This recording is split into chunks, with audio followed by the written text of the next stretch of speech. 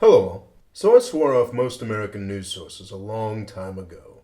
I just didn't care about redneck murders or Britney Spears. I was kind of lost without it until someone suggested the British Broadcasting Corporation. The BBC. It's partially funded by the public, so it doesn't have to chase the celebrity garbage. Just the interesting stuff. It has journalists all over the world covering the issues of the day in detail. Sure, as an American, I found it a little too left-wing and didn't agree with the way they looked at some things, but hey, at least they provided real news. The BBC has been my go-to website for the daily headlines for years. Unfortunately, a decade later, I'm beginning to realize that the BBC is just as full of shit as everybody else is. Their news operation is doing public relations work for the US and UK governments.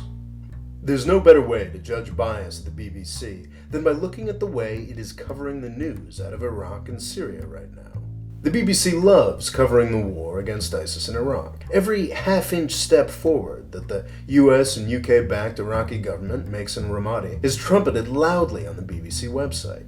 Never mind that Ramadi is an area that has been handed back and forth with ISIS over the past year. Also ignore that the fact that the Iraqi government is still tussling over Anbar province is deeply embarrassing for anyone who believes in the future of a united Iraq. Nevertheless, a united Iraq remains US policy, so the BBC does its best to make it look like the Iraqi government is winning. But maybe I'm blowing all of this out of proportion. It's not the BBC's fault that people eat up news about ISIS. It's not like anything really significant is happening in Iraq or Syria this month, right?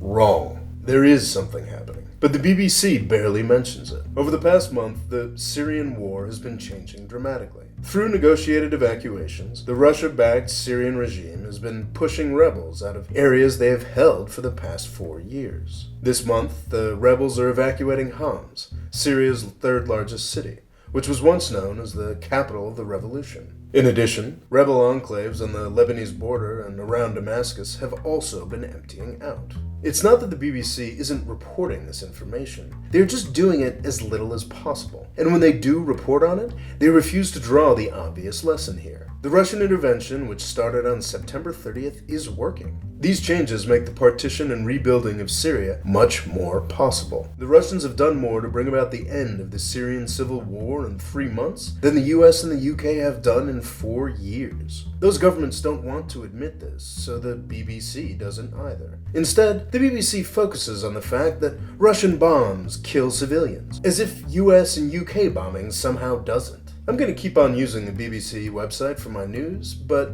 this month has provided an excellent reminder that I shouldn't trust it when I do. Thanks for watching. Please subscribe. And if you'd like to help me make more videos like this one, please click on the Patreon link here to find out how.